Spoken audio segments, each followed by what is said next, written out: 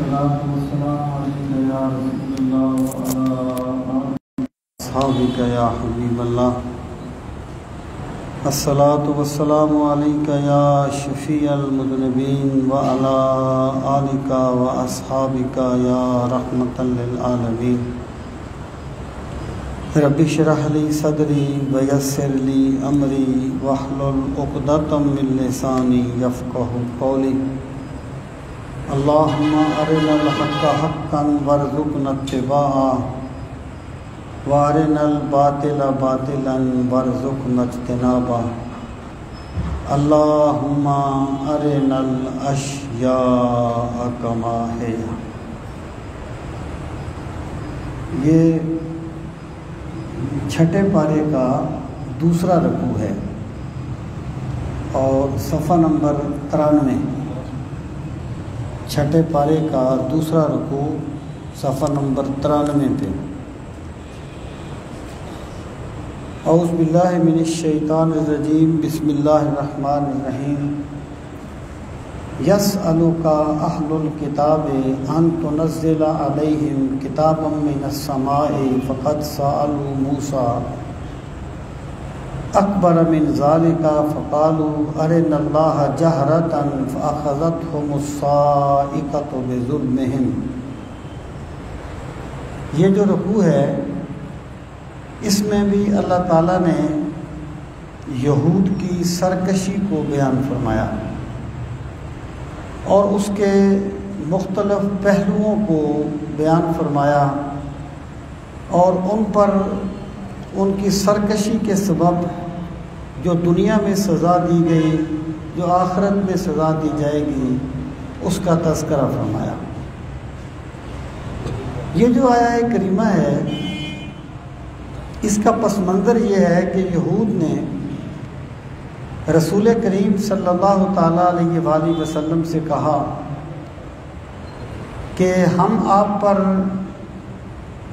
اس وقت ایمان لائیں گے جب آپ حضرت موسیٰ کی طرح یک بار کوئی کتاب آسمان سے اتاریں، یعنی آپ پر اکٹھی کوئی کتاب اتاری جائے جیسے حضرت موسیٰ پر اتاری گئی تھی. اور ایک قول یہ بھی ہے کہ انہوں نے یہ بھی کہا کہ اس کتاب میں ہمارا بھی تذکرہ ہو، ہمارا بھی ذکر ہو، ہمیں بھی کہا گیا ہو کہ تم اس نبی پر ایمان لاؤ. تو یہ ان کی وہ سرکشی تھی. یہ بات میں آپ سے عرض کرتا رہتا ہوں کہ رسول کریم صلی اللہ تعالیٰ علیہ وآلہ وسلم سے جب بھی کسی نے سوال کیا بات کو سمجھنے کے لیے طلب صادق کے ساتھ، تو آپ نے کسی سائل کو خالی ہاتھ واپس نہیں کیا. اور جس نے سرکشی دکھانے کے لیے اور اپنا ایک بڑا پن دکھانے کے لیے ضد کی بنیاد پر کوئی سوال کیا تو رسول کریم صلی اللہ تعالیٰ علیہ وآلہ وسلم نے اسے کوئی اہمیت نہیں دی. تو ان کا یہ سوال جو تھا یہ بات کو سمجھنے کے لیے نہیں تھا بلکہ تعلق اور عناد کی بنیاد پر تھا. اب آپ غور فرمائیں کہ اس کا رد کیسے کیا گیا اور پھر ان کے اس رویے کو کس طریقے سے اس کی مذمت کی گئی. یسألو کا سآل، یسألو سوال کرنا، بات پوچھنا. یسألو سوال کرتے ہیں کا آپ سے. اہل الکتاب لفظی معنی ہے کتاب والے، لیکن یہ اصطلاح ہے اور یہ آسمانی کتاب کے حاملین کے لیے استعمال ہوتا ہے. یعنی اگر ایک بندے کے پاس میتھ کی کتاب ہے، کیمسٹری کی کتاب ہے، وہ بھی تو اہل کتاب ہی ہے نا لغوی طور پر. لیکن شریعت میں اہل کتاب سے مراد ہے آسمانی کتاب کے حامل، وہ یہود ہوں، وہ نصارہ ہوں، تو یہاں پر وہ مراد ہیں. وہ آپ سے سوال کرتے ہیں اہل کتاب ان تنزل علیہم، ان کے تنزل آپ نازل کروائیں علیہم ان پر کتاباً ایک کتاب من السماء آسمان سے، یعنی وہ آسمان سے ہمارے اوپر کوئی کتاب نازل کروائیں یا ہمارے متعلقہ کوئی کتاب نازل کروائیں. اب اللہ پاک فرماتا ہے کہ انہوں نے یہ سوال تو کر دیا، لیکن ان سے یہ پوچھو کہ اب تو یہ کہتے ہو کہ اگر کتاب آ جائے گی جیسے حضرت موسیٰ پر کتاب آئی تھی، یا ہماری ڈیمانڈ کے مطابق کتاب آ جائے گی تو ہم آپ پر ایمان لے آئیں گے۔ تو جس پیغمبر کی تم مثال دے رہے ہو حضرت موسیٰ، ان پر کتاب آئی تھی تو کیا تم نے ان کی باتوں کو مان لیا تھا؟ تم تو اپنی سرکشی وہاں بھی دکھاتے رہے تھے۔ اس کا مطلب یہ ہے کہ تمہارا یہ جو سوال ہے یہ بات کو سمجھنے کے لیے نہیں ہے، بلکہ تعنت اور ضد کی بنیاد پر ہے۔ حضرت علی المرتضیٰ رضی اللہ تعالیٰ عنہ نے فرمایا تھا، سل تفقہن ولا تسأل تعنتا، جب بھی کسی سے سوال کرو تو بات سمجھنے کے لیے کیا کرو، لا جواب کرنے کے لیے نہ کیا کرو۔ بات سمجھنے کے لیے بندہ سوال کرتا ہے، اللہ اس پہ علم کے دروازے کشادہ کر دیتا ہے، اور جو بندہ ضد میں آ کر اپنے آپ کو بڑا ثابت کرنے کے لیے سوال کرتا ہے تو اللہ تعالیٰ اس پہ علم کے دروازے بند کر دیتا ہے۔ تو اللہ پاک نے فرمایا، اب تو تم یہ کہتے ہو فقد سألوا موسیٰ اکبر من ذالک، فقط پس تحقیق، سألوا انہوں نے سوال کیا، موسیٰ علیہ السلام سے، اکبر زیادہ بڑا، کبیر سے اکبر اس میں تفصیل، زیادہ بڑا، من ذالک اس سے، یعنی جس پیغمبر کی یہ مثال دے رہے ہیں، جس پیغمبر کے جو امتی ہیں، ان پر یہ اس سے بھی عجیب و غریب اور بڑے سوال کرتے آئے ہیں۔ کیا کہا انہوں نے؟ فقالوا انہوں نے کہا، ارنا اللہ جہرتن، ارا یوری اراۃن کا معنی دکھانا، را یرا دیکھنا، ارا یوری دکھانا، ارے امر کا صیغہ ہے، دکھا نا ہمیں، اللہ تعالیٰ کی ذات کو، جہرتن بالکل واضح، یعنی ہمیں اللہ تعالیٰ کی ذات کو، وہ گئے نا جب تو آواز آئی اللہ تعالیٰ کی تو کہنے لگے موسیٰ آواز تو آتی ہے، پتہ نہیں خدا بولتا ہے یا کوئی اور بولتا ہے، اللہ سامنے آئے گا تو ہم مانیں گے۔ بھئی ایمان تو نام ہی اللہ تعالیٰ کے پیغمبر پر بلائنڈ بیہاف کرنے کا ہے۔ ایک بندے نے آپ سے کہا کہ باہر ایک بندہ کھڑا، آپ نے کہا جی دیکھ کے آتا ہوں، اب آپ نے جا کے اس کو دیکھا، پھر کہا جی واقعی کھڑا ہے، آپ نے اس کی بات تو نہیں مانی نا، جب دیکھ لیا تو پھر بتانے والے کی بات کو تو نہیں مانا نا، جبکہ ایمان تو نام ہی یہ اس چیز کا ہے کہ جس چیز کی خبر رسول کریم صلی اللہ تعالیٰ علیہ وسلم نے دی، وہ عقل میں آئے یا نہ آئے، اسے اپنے آنکھ دیکھے سے بڑھ کے مانو، اس کو ایمان کہا جاتا ہے۔ انہوں نے یہ مطالبہ کیا کہ ہمیں اللہ کو دکھائیں، واضح طور پر اللہ کو دکھائیں۔ اب اللہ کو فرماتے جب انہوں نے یہ مطالبہ کیا تو ان کے مطالبے کا کوئی جواب نہیں دیا گیا، ان پر عذاب نازل ہوا، کیونکہ یہ سوال اتنا سرکشی پر مبنی تھا کہ اس کا جواب دینے کی ضرورت نہیں تھی، ہر سوال کا جواب نہیں دیا جاتا۔ تو فرمایا فَأَخَذَتْهُمُ الصَّاعِقَةُ بِظُلْمِهِمْ، فَأَخَذَتْ پس پکڑ لیا، ہم انہیں، الصَّاعِقَةُ ایک کڑک نے، بے ظلمہم ان کے ظلم کے سبب، ظلم کیا تھا؟ ان کا یہ مطالبہ کہ ہمیں اللہ کو واضح دکھاؤ۔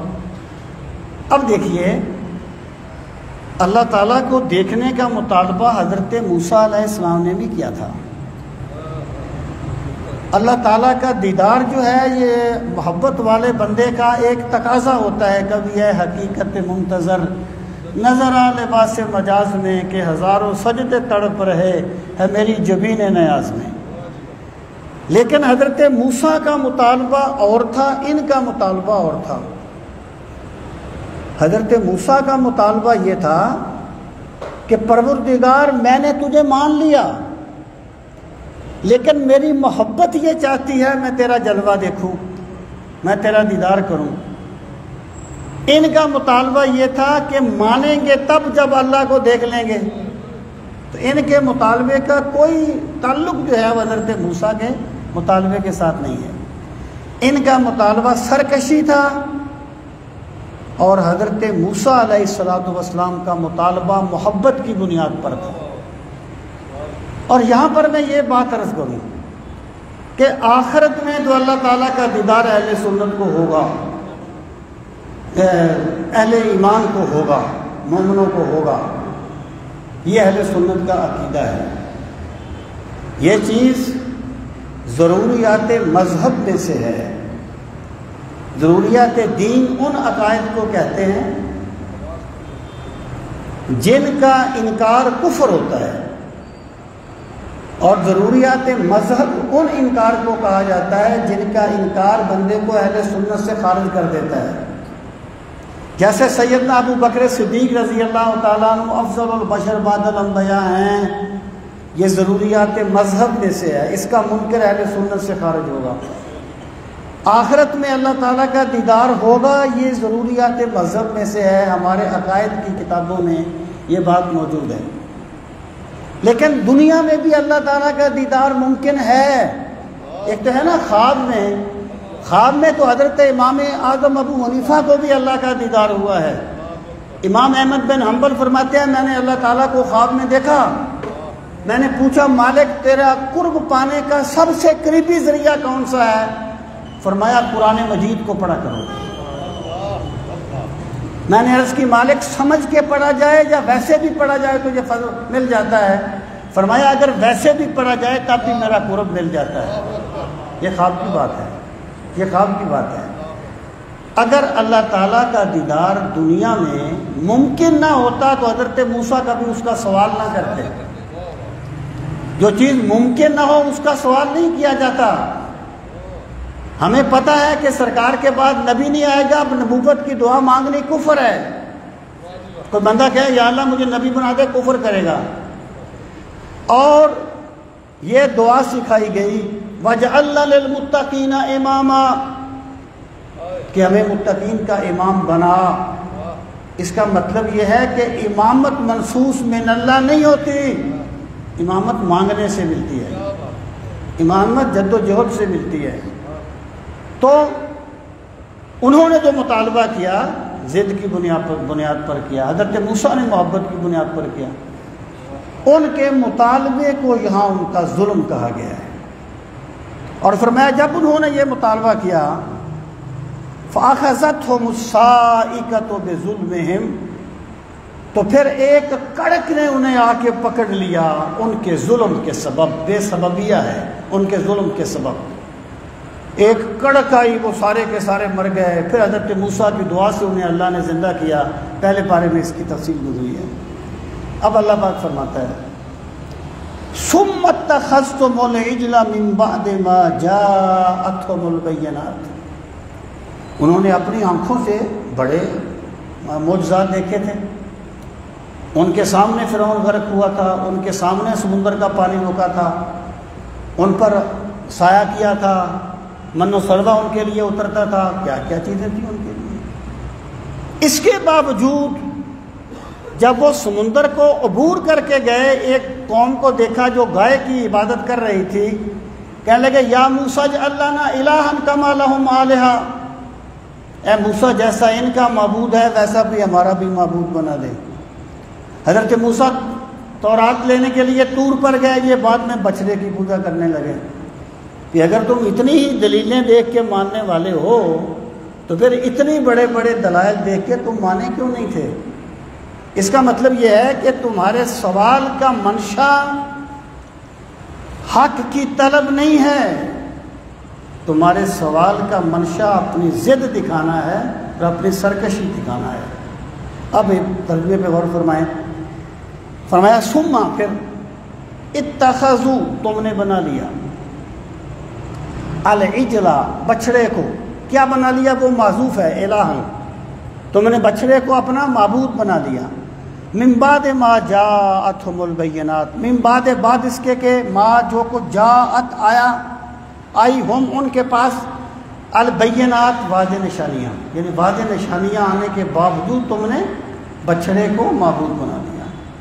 فعفونا عن ذلك، ہم نے تمہیں من حیث القوم تباہ نہیں کیا، تم میرے کلیم کے ساتھ چلنے والے تھے، تمہاری اتنی سرکشی کے باوجود بھی ہم نے تمہیں معاف کر دیا، ایک مخصوص طریقے سے ہم نے تمہیں معاف کر دیا۔ وَآتَيْنَا مُوسَىٰ سُلْطَانًا مُبِينًا، وَآتَيْنَا اور ہم نے دیا موسیٰ یہ سلطان کا لفظ قرآن کریم میں 4-5 معنی میں آیا ہے، یہاں پر یہ واضح دلیل کے معنی میں ہے، یعنی بعض بندے ہوتے ہیں وہ معجزات وغیرہ سے اتنے متاثر نہیں ہوتے جتنے وہ مضبوط دلیل سے متاثر ہوتے ہیں، وہ لاجک کی بات سمجھتے ہیں۔ تو اللہ پاک فرماتا ہے ہم نے موسیٰ کو معجزات بھی دیے اور ہم نے موسیٰ کو بڑے بڑے دلائل بھی دیے اپنی صداقت پر، اس سب کے باوجود تم نے پھر بھی انکار کر دیا اور تم اپنی سرکشی دکھاتے رہے۔ آگے اگلی آیت میں ان کی تاریخ کے کچھ واقعات کی طرف اشارہ ہے جس کی تفصیل پہلے پارے میں گزری ہے۔ وَرَفَعْنَا فَوْقَكُمُ الطُّورَ بِمِيثَاقِهِمْ، جب تم نے عہد کر لیا تھا نا کہ ہم اللہ احکامات پہ عمل کریں گے، پھر تم نے انکار کیا، تو ورفعنا اور ہم نے بلند کر دیا، فوقہم ان کے اوپر، الطور طور پہاڑ کو، بمیثاقہم ان کے پختہ وعدے کے سبب۔ دیکھیں اسلام قبول کرنے میں جبر نہیں ہے، جس کا جی چاہے قبول کرے نہ چاہے نہ کرے، کسی بھی دین کو قبول، کسی پیغمبر کے دین میں جبر نہیں تھا، لیکن جب بندے نے اپنے اختیار سے اسلام کو قبول کر لیا ہے تو اب احکامات کی پابندی کروانے کے لیے اس پہ جبر کیا جا سکتا ہے۔ یہ جبر وہ ہے جو ان کے وعدے کی وجہ سے جب انہوں نے پھر احکامات کی نافرمانی کی تو پھر ان کو اس طریقے سے کہا گیا کہ بندگی کرو ورنہ تم پہ طور گرا دیا جائے گا۔ اور پھر کیا، یعنی پھر وہ اس وقت مانتے تھے، محسرین کہتے ہیں کہ جب طور نیچے ہوتا تو کہتے اطانا، جب اوپر ہوتا تو کہتے اسینا، ہم نے مان لیا۔ پھر اس وقت بھی یعنی باز نہیں آئے، پھر آ کے کہنے لگے اللہ نے کہا تھا جو آسان باتیں ہیں وہ مان لینا، باقیوں کی خیر ہے۔ میں یہ بات سمجھا ہوں، اس پر میں کبھی سوچتا تھا کہ قرآن مجید کی ابتدا جو ہے وہ یہود کے تذکرے سے کیوں کی گئی ہے، اتنا لمبا تذکرہ یہود کا کیوں آیا ہے وہاں؟ اس لیے آیا ہے کہ یہود ایک ایسی قوم تھی، ایک ایسی مسخ شدہ سوچ کی حامل قوم تھی جنہیں احکامات کا تمسخر اڑا کے کوئی سکون ملتا تھا۔ ایک تو ہے نا بندے نے غلطی کی وہ نادم ہو گیا، یہ تو بہت بڑی بات ہے بندہ نادم ہو جائے اپنے گناہ پر۔ یہ گناہ مشکل کام بھی کرتے تھے، اللہ کی نافرمانی میں آسان کام کو چھوڑ دیتے تھے، یہ ان کی سرکشی تھی۔ تو اللہ پاک نے اہل ایمان کے سامنے یہ آئینہ رکھ دیا کہ یہود کی طرح خوش فہمیوں میں نہ پڑ جانا، یہود کی طرح بڑی بڑی باتیں نہ بنا لینا، بلکہ ابو بکر و عمر و عثمان و علی کے راستے کو اختیار کرنا، وہی دین ہے۔ تو ان کو آئینہ ان کا سامنے رکھ دیا گیا۔ تو طور کے ساتھ تم نے یہ کیا، پھر کیا ہوا، وَقُلْنَا لَهُمُ ادْخُلُوا الْبَابَ سُجَّدًا، وَقُلْنَا اور ہم نے کہا، لَهُمْ ان سے، ادخلوا داخل ہو جاؤ، البابا دروازے میں، سجدہ لفظی معنی ہے سجدہ کرتے ہوئے۔ یہ جو سجدہ کا لفظ ہے یہ لغت میں ایک تو اس کا یعنی اسلامی مفہوم ہے نا، یہ لغت میں سر جھکانے کے لیے بھی آتا ہے۔ وہ ابن جریر نے کہا تھا اذا بلغ الفطام لنا صبی تخر له الجبابر ساجدین، جب ہمارا کوئی بچہ دودھ چھڑانے کی عمر کو پہنچتا ہے نا تو بڑے بڑے جابر سجدے کرتے ہوئے اس کے پاس آ جاتے ہیں، عاجزی کرتے ہوئے، انکساری کرتے ہوئے۔ انہیں کہا گیا تھا اس بستی سے جب داخل ہو تو سجدہ عاجزی کرتے ہوئے داخل ہونا، سر کو جھکا لینا۔ انہوں نے کیا کیا، زمین پہ بیٹھ گئے، پاؤں آگے نکال لیے، ہاتھوں پہ بوجھ لیا اور گھسڑتے ہوئے داخل ہوئے۔ گھسڑ کے داخل ہونا مشکل تھا، چلتے ہوئے عاجزی کر کے داخل ہونا آسان تھا، لیکن یہ وہ سرکش قوم تھی جنہیں اللہ کی نافرمانی کر کے کوئی لطف آتا تھا، اور یہ مشکل کام کر لیتے تھے لیکن احکامات کا تمسخر ضرور اڑاتے تھے۔ وَقُلْنَا لَهُمُ ادْخُلُوا الْبَابَ سُجَّدًا، اگلے ایک اور چیز کی طرف اشارہ کیا، وَقُلْنَا، اور ہم نے کہا، لَهُمْ، ان سے، لَا تَعْدُوا فِي السَّبْتِ، سبت یہ سیٹرڈے، ہفتے کے دن میں حد سے نہ بڑھو۔ وہ جو انہیں کہا گیا تھا شکار نہ کرو، پھر انہوں نے جو کیا تھا وہ آپ جانتے ہیں۔ وَأَخَذْنَا مِنْهُمْ مِيثَاقًا غَلِيظًا، اور ہم نے لیا ان سے پختہ وعدہ اپنی بندگی کا انبیاء کے ذریعے سے، اور طور پر ان کو لے جا کر پختہ وعدہ لیا، لیکن وہ پھر بھی نہ مانے۔ اب کیا ہوا؟ اللہ پاک فرماتا ہے جب وہ نہ مانے تو فَبِمَا نَقْضِهِمْ مِيثَاقَهُمْ، فا کا معنی پس، با سبب کے لیے ہے، ما زائدہ تاکید کے لیے ہے، نقد توڑنا، نقض عہد وعدے کو توڑنا، فَبِمَا نَقْضِهِمْ، تو بسبب ان کے توڑنے کے، کیا چیز؟ میثاقہم، ان کا میثاق جو پختہ وعدہ کیا تھا نا، انہوں نے اسے توڑ دیا۔ وَكُفْرِهِمْ بِآيَاتِ اللَّهِ، اور ان کے کفر کرنے کے سبب اللہ کی آیات کے ساتھ۔ یہ کفر کن کا ہے؟ یہود و نصارہ کا۔ تو یہود و نصارہ بھی کافر ہیں، اہل کتاب ہونے کے ناطے ان کے احکام کچھ مختلف ہیں، لیکن اگر بڑی تقسیم کی جائے تو وہ بھی کافر ہیں۔ فَبِمَا كُفْرِهِمْ وَكُفْرِهِمْ بِآيَاتِ اللَّهِ، اور اللہ کی آیات کا کفر کرنے کے سبب، وَقَتْلِهِمُ الْأَنْبِيَاءَ، اور انبیاء کو ان کے قتل کرنے کے سبب۔ یعنی اگر انہیں انبیاء کی کوئی بات اچھی نہ لگتی تو یہ انبیاء کو جھٹلا بھی دیتے تھے، اور موقع ملتا تو قتل بھی کر دیتے تھے، کیونکہ یہ حق کی پیروی کرنے والے نہیں تھے، اپنی خواہشات کی پیروی کرنے والے لوگ تھے۔ دیکھیں، جب تک کوئی واعظ، کوئی دائی وہ بات نہ کہے جس کی وجہ سے کسی بندے کا، کوئی نہیں، بندے کا کام کوشش کرنا ہے، باقی اللہ کے معاملات، جس کی وجہ سے کسی بندے کا ذاتی مفاد جس طرف نہ ہو، اس وقت تک دائی بہت اچھا لگتا ہے۔ دائی آپ کو سنا یا کے بڑے بڑے قصے بڑے اچھے لگتے ہیں بندوں، لیکن جب ایک سود خور کو کہا جائے نا سود نہ کھایا کر، رشوت خور کو کہا جائے رشوت نہ کھایا کر، حرام خور کو کہا جائے حرام نہ کھایا کر، پھر پتہ چلتا ہے اس کا ایمان کتنا ہے۔ اس وقت اس کا جی چاہتا ہے میں اسے گولی مار دوں جو میرے مفاد کے راستے میں رکاوٹ بن رہا ہے۔ تو یہ سبب تھا ان کو نبیوں کو قتل کرنے کا۔ وَقَتْلِهِمُ الْأَنْبِيَاءَ بِغَيْرِ حق، اور انبیاء کو قتل کرنے کے سبب نا حق، یعنی یہ اس کو کہتے ہیں مطابقت حال، یعنی انبیاء کو جب بھی قتل کیا گیا نا حق ہی کیا گیا، حق تو نہیں تھا۔ وَقَوْلِهِمْ قُلُوبُنَا غُلْفٌ، دیکھیں بندے سے غلطی ہو جائے نا، بندے کو اپنی غلطی کا احساس ہو، یہ اس پہ اللہ کا بہت بڑا کرم ہوتا ہے۔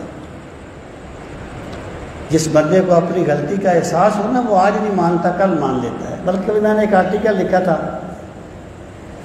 کہ جب حق واضح ہوتا ہے تو لوگوں کے رویے کیا ہوتے ہیں۔ ایک رویہ، پہلا رویہ وہ ہوتا ہے کہ اگر بندے میں کوئی غلطی ہے، اسے پتہ چل گیا تو وہ فوراً حق کی طرف پلٹتا ہے، اس کو چھوڑ دیتا ہے۔ یہ بڑے لوگوں کا کام ہے۔ ایسے لوگ وقت کے جنید بغدادی اور بایزید بستامی ہوتے ہیں جو حق کی طرف لپک کے جاتے ہیں۔ دوسرا رویہ یہ ہوتا ہے کہ بندہ سمجھ تو گیا کہ میری بات غلط ہے، لیکن اس نے مانا نہیں ہے، اس کے دل میں بات آ گئی کہ میں غلط ہوں، مانا نہیں ہے۔ یہ جو میرے رب نے اندر ایک مفتی بٹھایا ہے نا، اس کے فتوے کا انکار کرنا آسان نہیں ہوتا۔ تو جس بندے میں یہ احساس ہونا کہ میں غلط ہوں، میرا رب اسے بھی ہدایت دے دیتا ہے، آج نہیں تو کل وہ بھی حق کو مان لیتا ہے۔ اور تیسرا بندہ وہ ہوتا ہے، یا بندوں کی تیسری قسم وہ ہوتی ہے، جب ان کے پاس حق آئے تو وہ اپنے باطل کو حق ثابت کرنے کی کوشش کرنے لگ جاتے ہیں، اور حق کو باطل ثابت کرنے کی کوشش کرنے لگ جاتے ہیں۔ جو بندے اتنے بگڑ جاتے ہیں، میرا خدا ان پر ہدایت کے دروازے بند کر دیتا ہے۔ یہ یہود کا المیہ تھا، وہ کہتے تھے وقولہم، اور ان کی اس بات کے سبب، قلوبنا غلف، کہ ہمارے دل پردوں میں ہیں۔ یعنی ایک بندہ کہتا نہیں یار مجھے تیری باتوں کا کوئی اثر نہیں ہوگا، بس میرا عقیدہ بڑا مضبوط ہے۔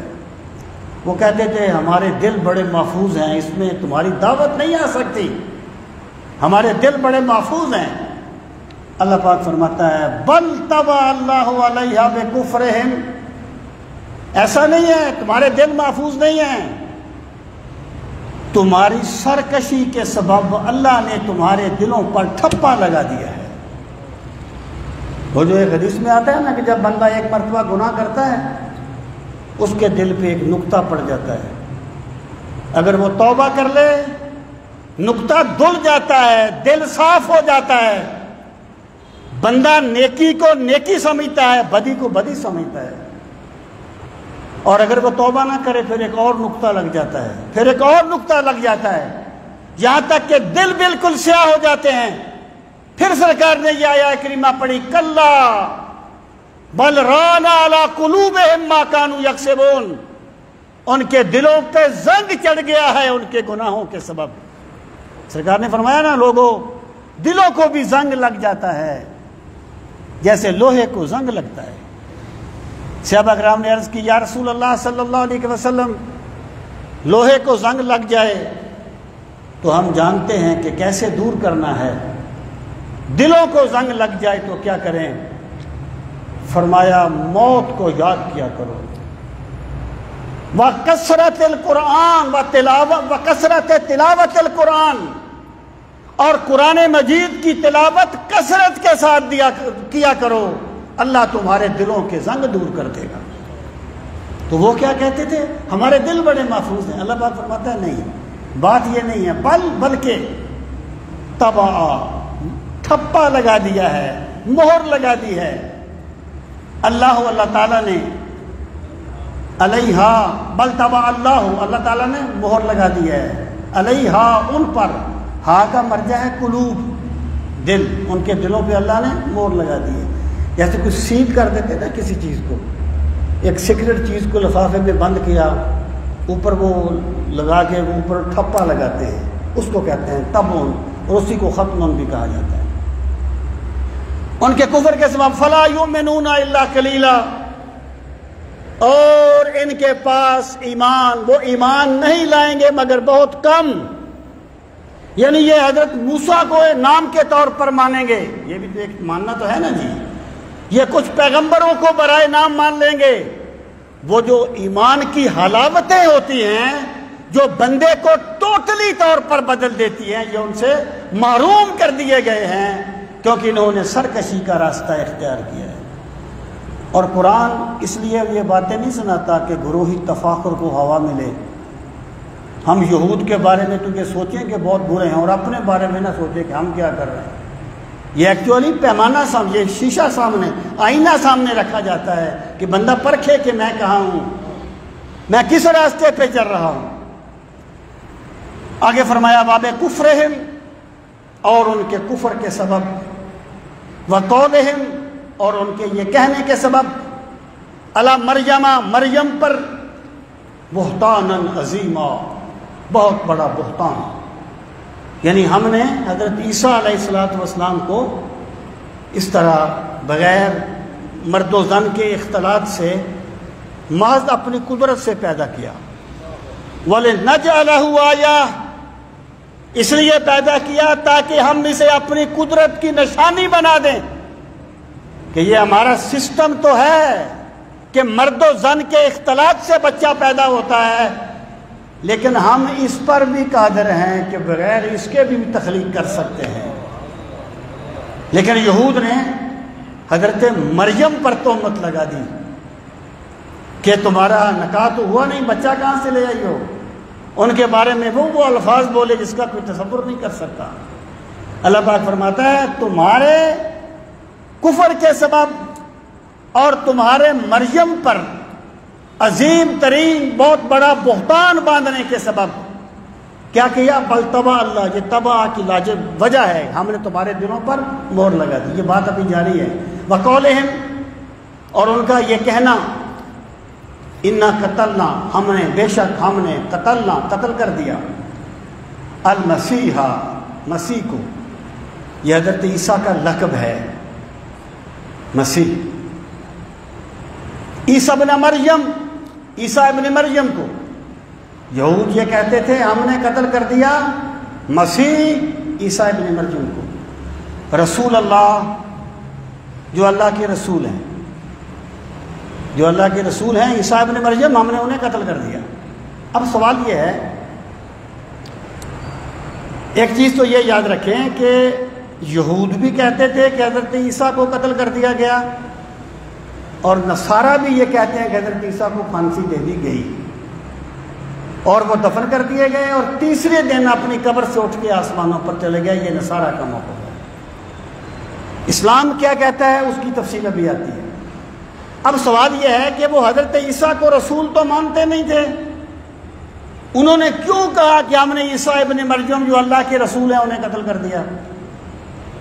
تو یا تو انہوں نے یہ بات استہزان کہی تھی کہ جس کو تم رسول کہتے ہو نا ہم نے اسے قتل کر دیا ہے۔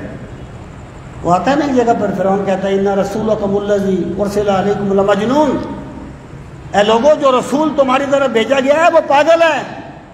رسول تو پاگل نہیں ہوتے نا، وہ استہزان تمسخراً یہ بات کہہ رہا تھا۔ اور دوسری اس کا مطلب یہ ہے کہ وہ یہ بات رسول اللہ جو ہے وہ ان کے گمان کے مطابق انہوں نے کہی کہ تم جس کو رسول کہتے ہو اسے قتل کر دیا گیا۔ اور تیسرا قول یہ ہے کہ یہاں پر رسول اللہ کا جو لفظ ہے یہ یہود کا قول نہیں تھا، اللہ تعالیٰ کی طرف سے یہ اضافہ ہے کہ تم نے جس کو قتل کیا، یا یہ دعویٰ کرتے ہو تم جس کو قتل کرنے کا عیسیٰ ابن مریم کو، وہ میرے رسول ہیں۔ اگر کوئی ریاست اپنے سفیر کو بے یار و مددگار نہیں چھوڑتی تو میں اپنے رسولوں کو بے یار و مددگار کیسے چھوڑ سکتا ہوں؟ یہ اللہ کی طرف سے اس کا اضافہ کیا گیا۔ اب اللہ پاک فرماتا ہے وما قتلوہ، یہ ہے اسلام کا موقف، اور نہیں قتل کیا انہوں نے اسے۔ ما نافیہ ہے، قتلوا جمع کا صیغہ ہے، ہو ضمیر ہے، ہو کا مرجع عیسیٰ ابن مریم جس کے بارے میں وہ کہتے تھے کہ ہم نے قتل کر دیا۔ اور یاد رہے کہ قادیانی بھی یہ کہتے ہیں کہ حضرت عیسیٰ کو سولی دے دی گئی، وہ بھی ان کی موت کے قائل ہیں کہ وہ مر گئے، یعنی اتنے نحیف و نزار تھے کہ جب سولی سے اترے پھر چل پڑے، کہیں آ کے مر گئے، اور وہ کشمیر کے سری نگر محلے میں انہوں نے ایک قبر بھی دریافت کر لی ہے۔ یہ غیر قرآنی عقیدہ ہے، قرآن کی نصوص قطعی آپ دیکھیں، وما قتلوہ، اور انہوں نے اسے قتل نہیں کیا، وما صلبوہ، اور انہوں نے اسے سولی بھی نہیں چڑھایا۔ دیکھیں قتلو کا مطلب یہ ہے کوئی چیز مار کے قتل کر دیا، صلبو کا مطلب یہ ہے سولی پر چڑھایا اور سولی پر ہی مر گیا۔ اللہ پاک نے دونوں کی نفی کر دی کہ نہ قتل کر سکے نہ سولی چڑھا سکے۔ اب فرمایا وَلَكِنْ شُبِّهَ لَهُمْ، ولیکن اور لیکن، شبہ مشابہ کر دیا گیا، لہم ان کے، یعنی کس کے مشابہ، شبہ ڈال دیا گیا ان کے لیے۔ کن کے لیے؟ جو حضرت عیسیٰ کو قتل کرنا چاہتے تھے یا سولی دینا چاہتے تھے یہود۔ شبہ کیسے ڈالا گیا؟ اس میں دو قول ہیں۔ ایک قول یہ ہے جس بندے نے حضرت آپ کے جو حواری تھے نا، جیسے صحابی ہیں سرکار کے، حضرت عیسیٰ کے ساتھیوں کو حواری کہا جاتا ہے۔ ایک ان میں سے منافق تھا، اس کا نام شمعون تھا غالباً، اگر میں غلط نہیں کہہ رہا۔ اس نے یہ جاسوسی کی حضرت عیسیٰ کی، ان کو بتایا کہ عیسیٰ یہاں ہیں۔ اللہ تعالیٰ نے اس بندے کو حضرت عیسیٰ کی شکل کا بنا دیا، انہوں نے اسے عیسیٰ سمجھ کے سولی چڑھا دیا اور حضرت عیسیٰ کو آسمانوں پر اٹھا لیا۔ اور دوسرا قول یہ ہے کہ حضرت عیسیٰ نے فرمایا اپنے ساتھیوں سے کہ بھئی کون ہے جو میری جگہ پر سولی چڑھے اور اللہ اسے اس طریقے سے انعامات سے نوازے گا؟ تو ایک آپ کے ساتھی نے کہا میں حاضر ہوں۔ اس پر شبیہ ڈال دی گئی حضرت عیسیٰ کی، اسے انہوں نے حضرت عیسیٰ سمجھ کے سولی چڑھا دیا اور حضرت عیسیٰ کو آسمانوں پر اٹھا لیا گیا ہے۔ یہ ہے وَلَٰكِنْ شُبِّهَ لَهُمْ، یعنی لہم کا مرجع ہے یہود و نصارہ۔ اب جو قادیانی ہیں وہ کہتے ہیں جی مقتول و صلیب کے مشابہ کر دیا گیا۔ اور بھائی قتل کی تو نفی صاف لفظوں میں کر دی گئی نا۔ اگر وَلَٰكِنْ شُبِّهَ لَهُمْ سے آپ نے صلیب ہی ثابت کرنی ہے یا قتل ہی ثابت کرنا ہے تو پھر وما قتلوا وما صلبوا کا کیا مطلب ہوگا؟ جو واضح آ گیا ہے، دیکھیں بڑی سمپل بات ہے، میں کہا کرتا ہوں کہ بھائی ایک چیز ہوتی ہے بالکل واضح، ایک چیز ہوتی ہے ذو معنی۔ ذو معنی چیز کو واضح کے معنی میں نہ کریں۔ تو اللہ تعالیٰ نے فرمایا نہ انہوں نے عیسیٰ کو قتل کیا، نہ انہوں نے عیسیٰ کو سولی دی، بلکہ ان کے لیے معاملہ مشتبہ کر دیا گیا، ایک بندے پر شبیہ ڈال دی گئی، اسے انہوں نے سولی دے دی اور اللہ تعالیٰ نے اپنے پیغمبر کو آسمانوں پر اٹھا لیا۔ اور پھر کہتے ہیں کہ جی قرآن مجید میں تو یہ بات نہیں ہے کہ آسمانوں پر اٹھا لیا، اور بڑے اعتبار سے، بڑے ایک اعتماد کے ساتھ ان سے بندہ پوچھے کہ اسلامی قانون کا ماخذ صرف قرآن ہے؟ سنت اسلامی قانون کا ماخذ نہیں ہے؟ اجماع ماخذ نہیں ہے؟ قیاس ماخذ نہیں ہے؟ مصالح مرسلہ ماخذ نہیں ہے؟ عرف و رواج، کتنے اور ماخذ ہیں قرآن کریم کے؟ قرآن میں، پورے قرآن میں کہیں نہیں ہے تو پورے قرآن میں کہیں؟ مجھے بتاؤ زور کی 4 رکعتیں کہاں ہیں پورے قرآن میں؟ کیوں پڑھتے ہو؟ مغرب کی 3 رکعتیں کہاں ہیں پورے قرآن میں؟ کہاں پڑھتے ہو؟ یہ روزے کی تفصیلات کہاں ہیں قرآن میں؟ کیوں ان پر عمل کرتے ہو؟ کیوں لوگوں کو گمراہ کرتے ہو یار؟ قرآن اصولوں کی کتاب ہے۔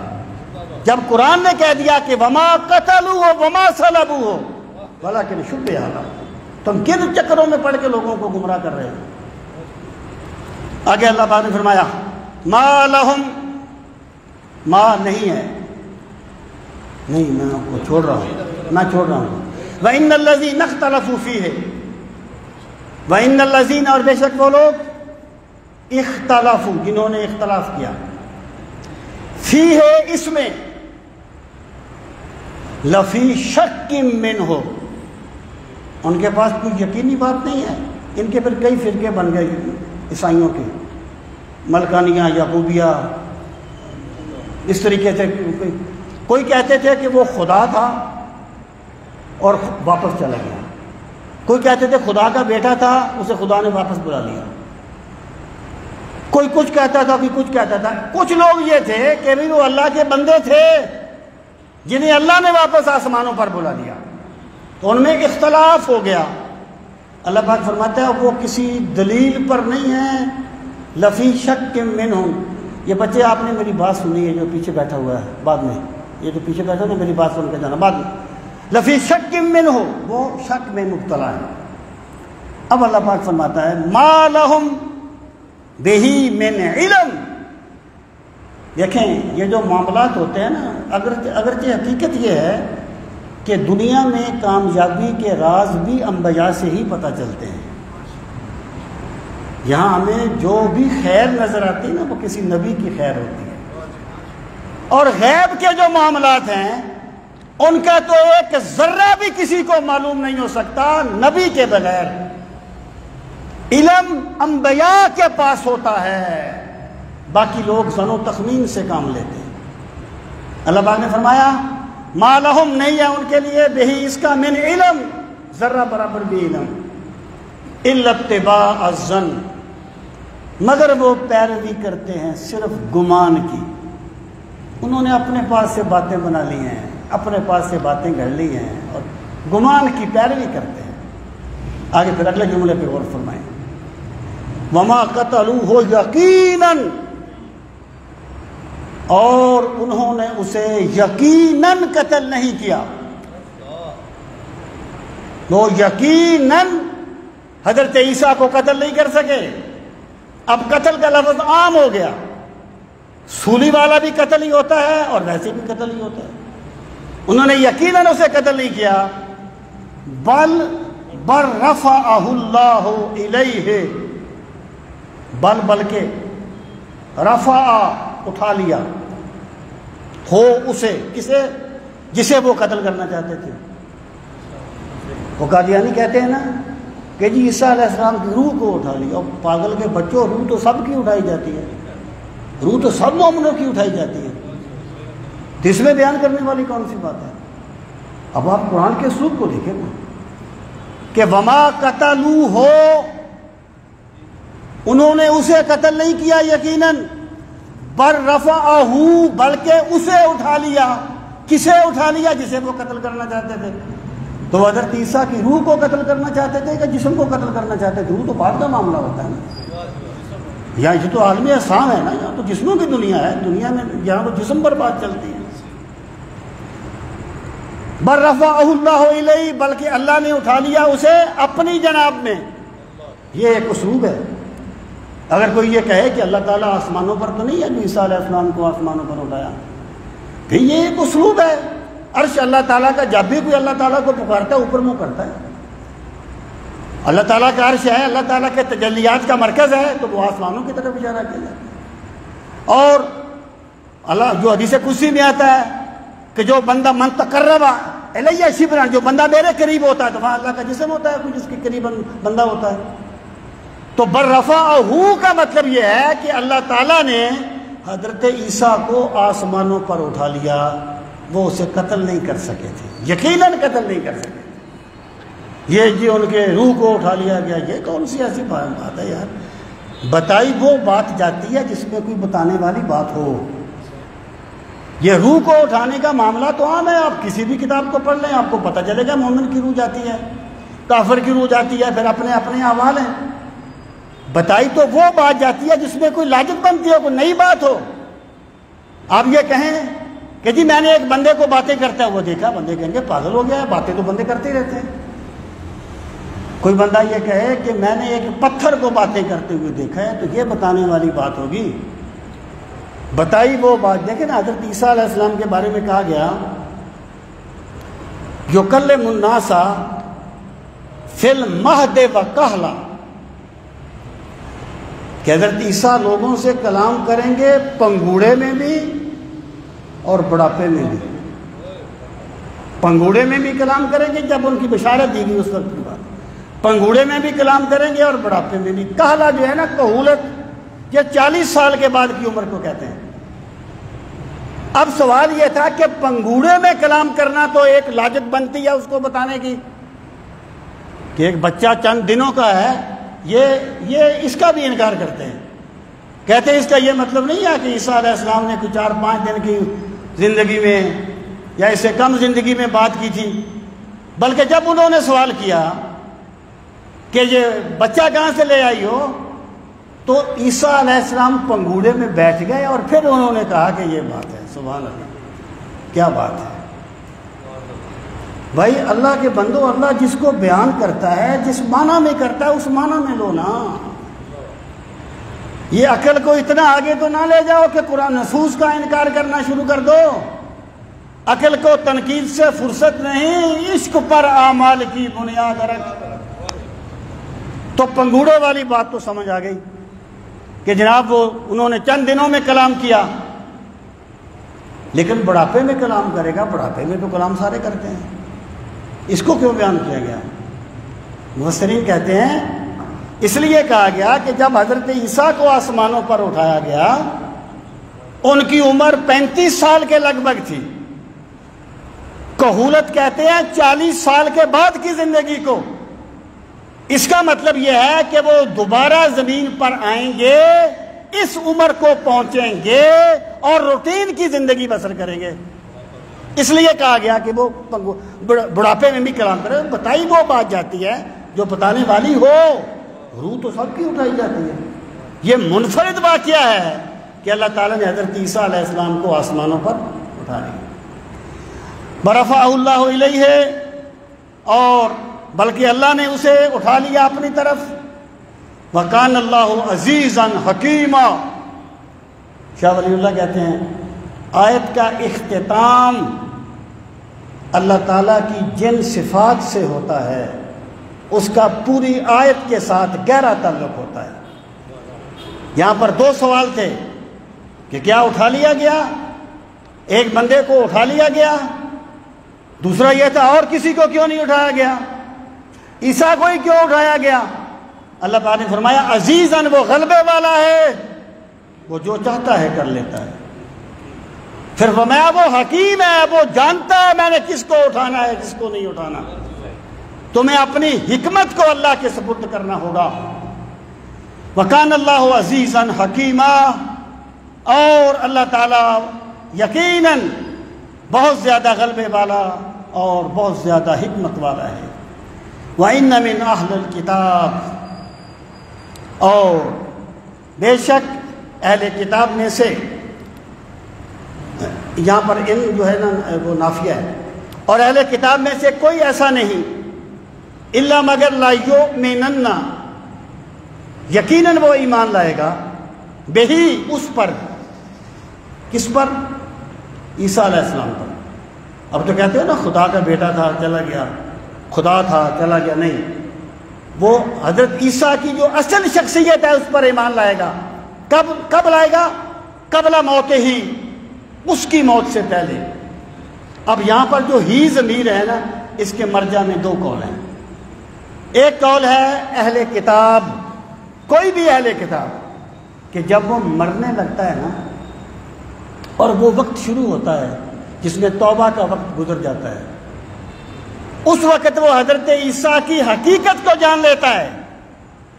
حضرت عیسیٰ خدا یا خدا کے بیٹے نہیں بلکہ اللہ کے بندے ہیں، اللہ کے رسول ہیں، اللہ کا کلمہ ہے، روح اللہ ہیں، جان لیتا ہے۔ حضرت عیسیٰ پر ایمان لاتا ہے، لیکن چونکہ وہ وقت گزر چکا ہوتا ہے توبہ کا، اس لیے اس کی توبہ قبول نہیں ہوتی۔ یا اس کا مرجع یہ ہے حضرت عیسیٰ، کہ حضرت عیسیٰ کی وفات سے جب وہ واپس آئیں گے، جب ان کی وفات ہوگی، اس وقت جتنے بھی اہل کتاب ہوں گے وہ حضرت عیسیٰ کے بارے میں وہی عقیدہ رکھیں گے جو اہل اسلام رکھتے ہیں، تو تمام کے تمام ان پر ایمان لائیں گے۔ وَيَوْمَ الْقِيَامَةِ يَكُونُ عَلَيْهِمْ شَهِيدًا، شاہدہ علیٰ ہوتا ہے کسی کے خلاف گواہی دینا۔ اب یہ بھی ان کے ایک شبہ کا ازالہ ہے۔ یہ لوگ کہتے ہیں جی وہ ٹھیک ہے جی وہ اس نے کیا، لیکن اس کا نیت تو صحیح تھی نا جی، اس نے محبت میں کیا ہے نا جی۔ یار ہر محبت میں کیا ہوا کام ٹھیک نہیں ہوتا، ہر صحیح نیت سے کیا ہوا کام صحیح نہیں ہوتا جب تک شریعت کے مطابق نہ ہو۔ حضرت عیسیٰ کو وہ ابن اللہ، حضرت عیسیٰ کی محبت میں ہی کہتے تھے۔ نصیری جو ہیں وہ حضرت علی کو خدا، حضرت علی کی محبت میں ہی کہتے ہیں، لیکن صحیح نہیں کر رہے۔ اللہ پاک فرماتے ہیں اگر تم حضرت عیسیٰ پر صحیح ایمان نہ لاؤ گے تو حضرت عیسیٰ قیامت کے دن تمہارے خلاف گواہی دیں گے۔ تو مت سوچو کہ ہم یہ کہتے ہیں ان کی محبت میں یہ کہتے ہیں ہمیں یہ اجر ملے گا، نہیں، حضرت عیسیٰ قیامت کے دن تمہارے خلاف ہوں گے اور وہ بات کہیں گے جو اللہ تعالیٰ چاہتا ہے اور جو حق ہے۔ اللہ تعالیٰ ہم سب کو قرآن مجید کا فہم صحیح نصیب فرمائے گی۔ رکوع مکمل نہیں ہوا انشاءاللہ، پھر کر لیں گے اگلے مرتبہ۔ الحمدللہ رب العالمین والعاقبۃ للمتقین، الصلاۃ والسلام علی سید المرسلین وعلی آلہ واصحابہ اجمعین۔ ربنا آتنا فی الدنیا حسنۃ وفی الآخرۃ حسنۃ وقنا عذاب النار۔ ربنا وآتنا ما وعدتنا على رسلك ولا تخزنا يوم القيامة إنك لا تخلف الميعاد۔ پروردگار عالم ہم سب کی حاضری اپنی بارگاہ عالی میں قبول و منظور فرما۔ میرے مالک ہمیں نعمت قرآن کی قدر کرنے والا بنا دے، ہمیں اپنے افکار و خیالات کو قرآنی تعلیمات کے مطابق ڈالنے والا بنا دے۔ میرے مالک اپنی بے پناہ رحمتوں کا واسطہ ہمیں قرآن مجید کی تلاوت کا ذوق نصیب فرما، ہمیں قرآن مجید کو سمجھنے کے جذبے نصیب فرما۔ میرے مالک قرآن مجید کو سمجھنے کے لیے ہمیں شرح صدر کی نعمت سے نواز۔ یا کرم الاکرمین اپنی بے پناہ رحمتوں کا واسطہ سب کو دارین کی عزتیں نصیب فرما، دونوں جہانوں کی برکتیں نصیب فرما۔ میرے مالک جو تیرے بندے تیری پاک کتاب کو سمجھنے کے لیے تشریف لاتے ہیں، اس گرمی کو برداشت کرتے ہیں، میرے مالک سب کی حاضری کو شرف قبولیت عطا فرما، سب کو جنت کی بہاریں نصیب فرمانا، سب کو دین اور دنیا کی برکتیں اور بہتریاں نصیب فرمانا۔ ربنا تقبل منا انک انت السمیع العلیم وتب علینا انک انت التواب الرحیم، وصلی اللہ تعالی علی خیر خلقہ ونور عرشہ وزینت فرشہ محمد وعلی آلہ واصحابہ اجمعین آمین برحمتک یا ارحم الراحمین۔ اللہ پاک سب کو جزائے خیر